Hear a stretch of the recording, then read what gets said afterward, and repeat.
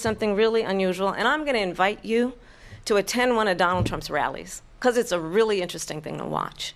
You will see during the course of his rallies, he talks about fictional characters like Hannibal Lecter.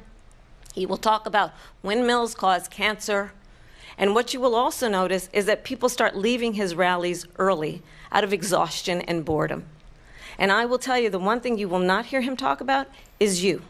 You will not hear him talk about your needs, your dreams, and your desires. And I'll tell you, I believe you deserve a president who actually puts you first, and I pledge to you that I will. Vice President Harris, thank you. President Trump, on that point, I want to get your response. Well, I would like to respond. Let me just ask, though, why did you try to kill that bill, and successfully so? That would have put thousands of additional agents and officers on the border. First, let me respond as to the Please. rallies. She said people start leaving. People don't go to her rallies. There's no reason to go. And the people that do go, she's bussing them in and paying them to be there, and then showing them in a different light. So she can't talk about that. People don't leave my rallies. We have the biggest rallies, the most incredible rallies in the history of politics. That's because people want to take their country back. Our country is being lost. We're a failing nation. And it happened 3.5 years ago. And what's going on here, you're going to end up in World War III, just to go into another subject.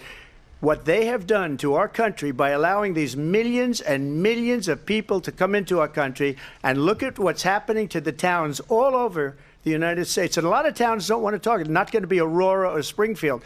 A lot of towns don't want to talk about it because they're so embarrassed by it.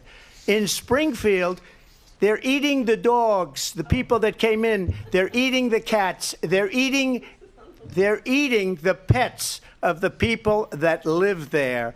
And this is what's happening in our country, and it's a shame. As far as rallies are concerned, as far as the reason they go is they like what I say. They want to bring our country back. They want to make America great again. It's a very simple phrase, make America great again. She's destroying this country, and if she becomes president, this country doesn't have a chance of success. Not only success, we'll end up being Venezuela on steroids. I just want to clarify here. You bring up Springfield, Ohio, and ABC News did reach out to the city manager there. He told us there had been no credible reports of specific claims of pets being harmed, injured, or abused by individuals within the immigrant community. Well, I've seen people on television. Let me just say here, this is the people on television say my dog was taken and used for food. So maybe he said that, and maybe that's a good thing to say for a city manager. I'm not taking this from but television. But the people I'm on taking television it from the city saying manager. their dog was eaten by the people that went there. Again, the Springfield city manager says there's no evidence of that. Vice President Harris, I'll let you respond to the rest of what you've heard. You talk about extreme. You know, this is, I think, one of the reasons why in this election I actually have the endorsement of 200 Republicans who have formerly worked with President Bush, Mitt Romney, and John McCain, including the endorsement of former Vice President Dick Cheney and Congress member Liz Cheney.